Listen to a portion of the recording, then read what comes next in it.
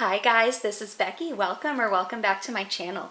My channel is all about my good midlife crisis. I'm journeying through my 40s and I am trying really hard to get my poop in a group. I am working on my financial, my physical, and my mental health. I've been primarily focusing on my financial health, and that is what we are going to be doing today. I am going to be setting up the plan for my paycheck that I receive next Friday. If this sounds like something that you would be interested in, please stick around. Also, go ahead and give this video a thumbs up, and if you wouldn't mind, consider subscribing and coming along with me. I would love to have you on my journey. Before I get started in my actual budget, I wanted to go over my spending that I've done this month, and y'all, look at this day here. I couldn't fit it all on one day. I went to H-E-B, I went to CK Nails, I went to Sonic, I bought something for my pet. This day it all traveled. I have spent some money. But all of that being said, I still have managed to have, I think it's 6 no spend days. So I am super happy. I did not realize that I had that many. I thought maybe I had 1 or 2 until I went to balance out my calendar the other day, and I was like, oh, I have 6. I'm super excited about that. My goal is 10, so somehow, some way I need to come up with 4 more. I'm not sure how I'm going to do that, but when we get into this next budget, you'll see that I might actually have no choice but to do that, because this budget's going to be really tight. So some highlights for this past 2 weeks. My friend Victor had a birthday, my friend Kay had a birthday, and we celebrated those birthdays on Saturday. And then my bestie had her baby on Monday the 16th, so baby JJ is now here. Those are the highlights of these couple of weeks that I've done so far. Today I am going to celebrate my cousin's birthday, which was actually a month ago, but he's been super busy, so we haven't had time to celebrate it. We're going to go in and do some axe throwing, so definitely will be some spending today. Plus I ordered some new stickers from Life in Envelopes to do my next calendar, because I realized my next check goes into June, and actually this check goes into June. Does it? No, I'm lying. I was looking at the wrong one. My next check goes into June, and so I need to get that calendar set up, so I ordered some new stickers. Okay, let's go ahead and get into this budget. Alright, as I sat down to figure out this budget, I realized that the way these paychecks fell, and I don't know why I was thinking that my next paycheck goes into June. It's definitely this paycheck that goes into June. The way these paychecks fell, I have to pay the second half of May on my out of this check. Is that in frame? And then I also have to pay the first half of June. So it's almost every single bill that I have coming out of this check. And my rollover, as you will see, is not going to be what I would like for it to be. I will probably have more than I am budgeting for, but not by a lot. So this is a conservative number, but it's not super conservative. It's maybe like $20 conservative. So this budget is going to be very tight. Because it scared me so much when I set up this budget this morning, I went ahead and did like a mock-up of my next paycheck's budget. And that is that I can cover everything. Like, I have 3 bills coming out of my next check, and all of the bills are coming out of this check. So let's go ahead and show you what I mean. So let me get this centered a little bit. So my paychecks are, I'm salaried, so they're always the same amount, $1708.48. And then I also am anticipating a rollover of about $100. Again, that may not actually be conservative. So I accidentally paid the utility bill this morning. Well, I didn't accident. I paid it on purpose. I just wasn't thinking that it's not due till this next check. So that actually helped my budget a little bit, but not a ton of it. And it made my rollover less because I had to take it out of my rollover, what I paid. So my rollover is about $100. So that makes my total income $1808.48 for the next 2 weeks. And then here are the bills that I have to pay. Seth's car payment is due on the 27th, and that is $269.88. If you've been watching, you know that the way that they are charging me for this because I'm making extra payments every month, that's not the minimum payment that they will draw out, but my plan is to make $325.27 payments every month, regardless of what they auto draft. And this is my minimum balance due a month according to the contract that I signed. Ooh, I just knocked you, and then I knocked you again trying to steady you. Sorry, super professional here. So this is what I'm budgeting. And yes, technically I probably could not pay the extra on this debt and on my consolidation loan, which I haven't actually paid yet because it's only the 21st and it's not due till the 25th. But I don't want to. I really, really, really want to pay off my debt. So I have money in savings that if something happens, I can pull from. And I really want to pay off my debt. So my mom's phone is also due on the 27th, and that is $63.21. My rent is due on the last day of the month. Well, it's technically due on the first day of the month, but I always budget it with my last day of the month, just to make sure. And because it's so late in the month, I actually have already put in all of my bills. Nathan's already put in all of his bills. We've balanced it out, and what I actually will owe him for rent is $482.12. So we're going to make that exact, because that $18 that I am taking out of this budget, you will see, is absolutely necessary. I need that $18. The couch payment I pay with the rent, and that is $50 a month. We're probably getting down on that one. I don't know exactly what's left. I'll have to look that up and see how much I have left to pay on that. Progressive, this is my mom's insurance. It's due on the 1st, and it is $70.42. And my car insurance also due on the 1st, and that is $155.81. Keep in mind, this is for 2 cars, and this is for 1 car, so that's why it's so much more. Plus,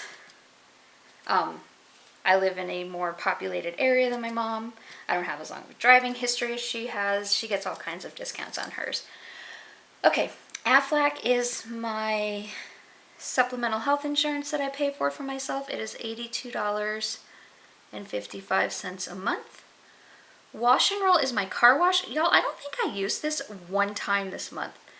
If I don't use it next month, I think I'm going to go ahead and cancel it. I can always pick it back up if I decide I want it again, but I haven't been driving it, and now that the pollen isn't as bad as it has been, I think I might go ahead and cancel this, just to save myself 20 bucks a month. But for now, I'm going to leave it because I haven't been through it in a while, and I do want to get another car wash or two. Adobe, nope, not getting rid of that one. I actually used it twice this week. That somebody emailed me something and asked me to adjust for them, fix to them when I had to export to a Word document for my boss so that I could, she could make changes to it. And then one was just a friend of mine emailed me a document, contract that she needed to be able to make checkboxes and enter information and digitally sign. So definitely worth it. Not getting rid of that. Found is my new weight loss program, and that is $99 a month. I am not sure if that is going to come out on the 8th, but the 8th of this month is when I initially signed up and paid for it, so I'm just putting that as the next day they're going to draw it out, and that's $99. And then YouTube Music, also a subscription that I use every single day. That is $10.81. If y'all remember, I talked about possibly getting rid of my Audible subscription or dropping it down to the included library only. And I did look at doing that this week, on Friday, when I did remember to cancel Paramount, y'all. I canceled Paramount, so I need to go watch that last episode of Halo before I lose access to it. But anyway, I went to drop it down, and for $7.99 a month plus tax, you can have access to the Audible included library. For $8.50 a month, you can have access to the included library and get a credit every other month. So for an extra 51 cents a month, I went ahead and did the every other month credit.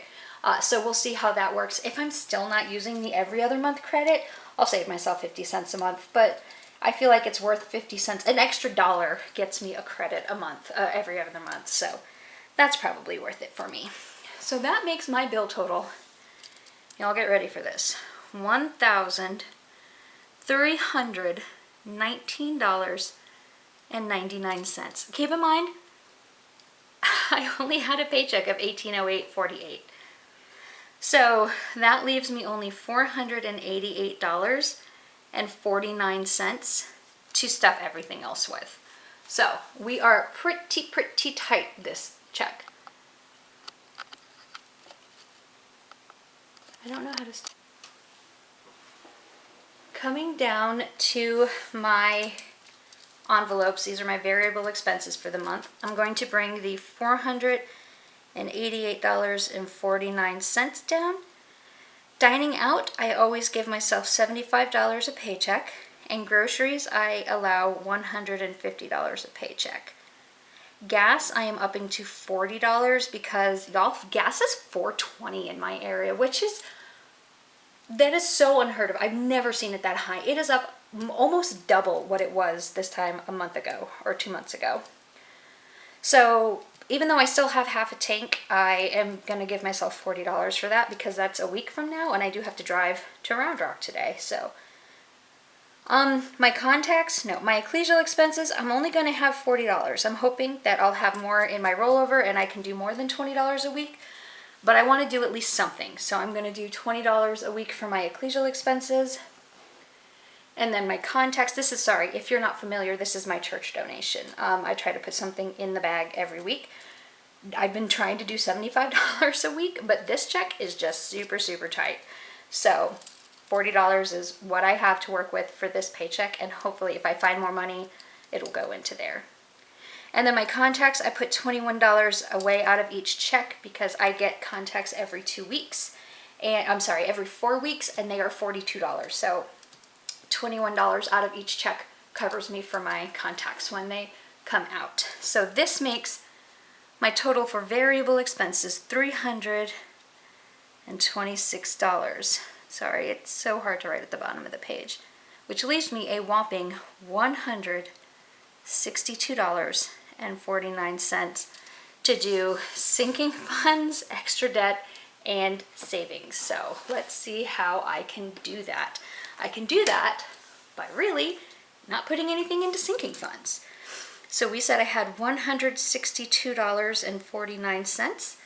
I'm giving myself $50 because I need to get my nails done. Y'all, I got these nails done a week ago today. I'm not going back to that place. That's the only place I've ever gotten the dip, and I'm sure it's more expensive elsewhere, so this might not be enough, but she hurt me. She filed my fingers. I'm not a big fan of the way this looks. Like, look at that. Anyway, I'm not going to go back there. It's super close to my house, and it was very affordable for dip nails, but I'd rather pay a little bit more and not bleed for the next couple of days and have hurt fingers, so I'm going to go elsewhere. But anyway, I'm going to give myself $50 out of this check to get my nails done. Not sure if that will quite cover it, but we'll do our best. So that's a total of $50, which leaves me $112.49. So as I was saying, you can see me move my cheat sheet out of the way. As I was saying, I am trying to keep up paying the payments that we were making on Seth's card before I refinanced it at a lower rate. It's only about $55 less. It is $55.42 if we're going to be exact. So my minimum payment of $269.88 plus this extra debt payment of $55.42 equals $325.27, which was the previous minimum payment, and that is what we are still going to be making on that car. It will pay it off just, not super early, but just a little bit earlier. So if I take the $55.42, did I just move that out of frame? $55.42 and take that from the $112.49 that I have, that leaves me $55.42. Nope, that's not it. It leaves me $57.07. Y'all, $57.07. And then, if you have been following me, you know that I do my 52-week challenge. 5707. I do it backwards and forwards. So I think this week is going to be week 10 and week 43. I'm sorry, 43. So week 10 and 43, and that makes $53. So every 2 weeks I put in $53 to my savings challenge, which leaves me $4.07 as a buffer. I'm not even going to pretend like I'm going to end the month with that money, because that will go somewhere. That will go to ecclesial expenses. That will go to dining out. That will go to cover some extra groceries. That is, I'm not even going to pretend like that's a rollover. That's nothing. I'm hoping I'll have more, but for right now, it's looking like I'm only going to have $4.07 left at the end of this check. So my total savings is set at $57.07 and leaves me with $0 left over because this is a zero-based budget. Y'all, I hope that your month is going not quite as tight as my month. I mean, it's not bad. I am still able to fund my dining out and my groceries and my gas and my contacts and my self-care for my nails. It's not like I'm starving. It's not like I can't pay my rent. I'm not in a predicament because I've been budgeting. I am okay. I have a little over $2,000 in savings in the different sinking funds and savings challenges, things that I've been doing. If something comes up, I will be okay. But for me, for the way it's been going, this is a super, super tight budget. I really don't have any wiggle room without dipping into savings, which I had to do already last month and I don't want to do. Well, it was this month. And if you notice, I didn't put anything into my my Budget Mom Savings Challenge this month because I literally don't have anything to put in there. Which I was going to use this money toward my birthday. So that's okay. June should be much better. And it's not, this is just one check. This is not my whole budget. Anyway, that is all I have for you today. It is 11 o'clock now and I have got to go get ready to head out to my cousin's birthday. How's your month going? Are you doing okay? Is your budget tight or are you actually finding you have extra money this check? I hope y'all are having a fantastic day. Please go ahead and give this video a like on your way out if you enjoyed it. That lets the YouTube algorithm know that you did like it and they'll recommend it to other people who are looking for content similar to this. Also, if you are interested, I do now have some weight loss journey videos and I forgot the word, some mental health videos, and I will link those below if you are interested in following those journeys as well. If not, it's totally cool. I understand these are completely different.